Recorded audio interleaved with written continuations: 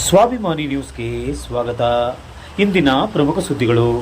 ಶಿವಮೊಗ್ಗ ಜಿಲ್ಲೆಯ ಸೊರಬ ಪಟ್ಟಣದಲ್ಲಿ 3ನೇ ವಾರ್ಡಿನ ರಾಘವೇಂದ್ರ ಬಡಾವಣೆಯಲ್ಲಿ ಬೃಹತ್ ಮರವೊಂದು ಮಳೆಗಾಳಿಯ ರಭಸಕ್ಕೆ ಆಕಸ್ಮಿಕವಾಗಿ ಮನೆಗಳ ಮೇಲೆ ಬೀಳುವ ಸಾಧ್ಯತೆಯನ್ನು ಕಂಡ ಸ್ಥಳೀಯ ಜನರು ನಿನ್ನೆ ರಾತ್ರಿ ಸುಮಾರು 8:30 ಸುಮಾರಿಗೆ ಅಗ್ನಿಶಾಮಕ ದಳ, ಅರಣ್ಯ ಇಲಾಖೆಗೆ ಮತ್ತು ಮೆಸ್ಕಾಂ ಇಲಾಖೆಗೆ ತುರ್ತು ಕರೆ ಮಾಡಿದ್ದಾರೆ. ಈ ಕೂಡಲೇ ಜಾಗೃತರಾದ ಈ 3 ಇಲಾಖೆಯ ಅಧಿಕಾರಿಗಳು ಮತ್ತು ಸಿಬ್ಬಂದಿಗಳು ಕೂಡಲೇ ಸ್ಥಳಕ್ಕೆ ಆಗಮಿಸಿ ರಾತ್ರಿ ಸತತ 4 ಗಂಟೆಗಳವರೆಗೆ ಕಾರ್ಯಪ್ರವೃತ್ತರಾಗಿ ಅಪಾಯ ಸ್ಥಿತಿಯಲ್ಲಿದ್ದ ಮರವನ್ನು ರಾತ್ರಿ 1ಕ್ಕೆ ತೆರವುಗೊಳಿಸಿದರು. ಈ 3 ಇಲಾಖೆಯ ಅಧಿಕಾರಿಗಳ ಕಾರ್ಯದಕ್ಷತೆಯನ್ನು ಇಲ್ಲಿಯ ನಾಗರಿಕರು ಅಭಿನಂದಿಸಿದ್ದಾರೆ.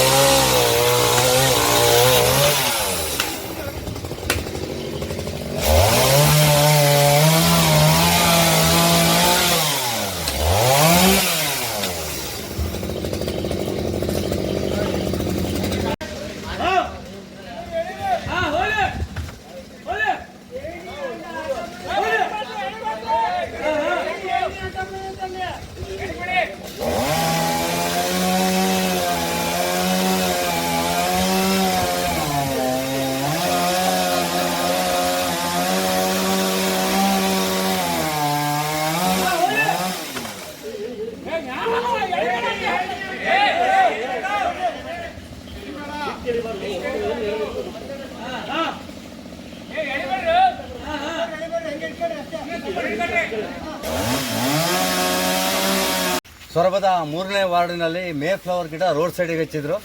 ಆದರೆ ಇದು ತುಂಬ ಎತ್ತರವಾಗಿ ಬೆಳೆದ್ರಿಂದ ವಿಪರೀತವಾದ ಮಳೆಯಿಂದ ಪಕ್ಕದ ಮನೆ ಮೇಲೆ ಬೀಳೋ ಸಾಧ್ಯತೆ ಇತ್ತು.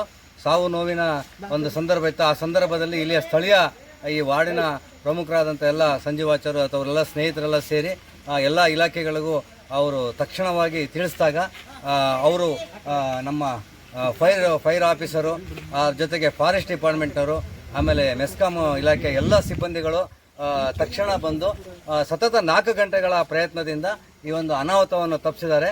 ಅದಕ್ಕೆ ಈ ವಾರ್ಡಿನ ಎಲ್ಲ ವಾಸಿಗಳು ಅವರಿಗೆ ಹೃದಯಪೂರ್ವಕವಾಗಿ ಅಭಿನಂದಿಸ್ತಾ ಇದ್ದಾರೆ. ಇಷ್ಟು ರಾತ್ರಿಯಲ್ಲಿ ಇಂಥ ಸುರಿಯುವ ಮಳೆಯಲ್ಲಿ ಸಮೇತ ಸತತವಾಗಿ 4 ಗಂಟೆಗಳ ಕಾಲ ಶ್ರಮಪಟ್ಟು ಅವರ ಶ್ರಮಕ್ಕೆ ಈ ವಾರ್ಡಿನ ಜನ ಎಲ್ಲ ಅಭಿನಂದನೆ ತಿಳಿಸಿದ್ದಾರೆ. ಧನ್ಯವಾದಗಳು. ಈ ದಿನ ಸೊರಬ ರಾಘವೇಂದ್ರ ಬಡಾವಣೆಯ ಕಾನ್ಕೇರಿಯಲ್ಲಿ 3ನೇ ವಾರ್ಡಿನಲ್ಲಿ ಒಂದು ಮರವು ಸಾರ್ವಜನಿಕರಿಗೆ ತೊಂದರೆಯಾಗಿ ಅನಾಹುತಗಳನ್ನು ಸಂಭವಿಸುವಂಥ ಸಮಯ ಇತ್ತು.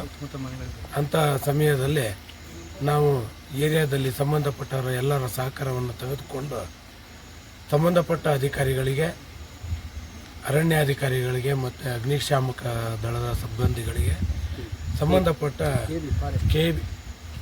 ಕೆ ಬಿ ಇಲಾಖೆಯ ಸಂಬಂಧಪಟ್ಟ ಅಧಿಕಾರಿಗಳಿಗೆ, ಸಂಬಂಧಪಟ್ಟವರಿಗೆ ಎಲ್ಲರಿಗೂ ವಿಷಯಗಳನ್ನು ತಿಳಿಸ್ಕೊಂಡು ಸಾರ್ವಜನಿಕರಿಗೆ ಯಾವುದೇ ಕಾರಣಕ್ಕೂ ತೊಂದರೆ ಆಗಬಾರ್ದು ಅನ್ನೋ ಒಂದೇ ಒಂದು ಉದ್ದೇಶದಿಂದ ನೇರವಾಗಿ ಇವತ್ತಿನ ದಿನ ರಾತ್ರಿ ಇಷ್ಟು ಹೊತ್ತು ತನಕನೂ ಅವರು ನಮ್ಮ ಜೊತೆಗೆಲ್ಲ ನಿಂತ್ಕೊಂಡು ಅವರು ಕಾರ್ಯವನ್ನು ತುಂಬ ಯಶಸ್ವಿಯಾಗಿ ನಡೆಸ್ಕೊಟ್ಟಿದ್ದಾರೆ.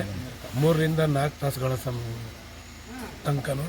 ಆದರೆ ಈ ಮಳೆ ಬರುವಂಥ ಸಂದರ್ಭದಲ್ಲಿ ಇಂಥ ಸಮಯದಲ್ಲೂ ದೇಶದಲ್ಲಿ ಗಡಿ ಕಾಯುವಂಥ ಯೋಧರು ಎಷ್ಟು ರೀತಿಯಲ್ಲಿ ಕೆಲಸವನ್ನು ಮಾಡ್ತಾರೆ, ಅದೇ ರೀತಿ ಗಡಿ ಒಳಗೆ ಇರ್ತಕ್ಕಂಥ ನಮ್ಮ ಈ 3 ಜನ ಯೋಧರು ಉತ್ತಮವಾದ ಕೆಲಸಗಳನ್ನು ಮಾಡಿದ್ದಾರೆ. ಅವ್ರಿಗೆ ತುಂಬ ಅಭಿನಂದನೆಗಳನ್ನು ನಾವು ಸಲ್ಲಿಸ್ತೇವೆ.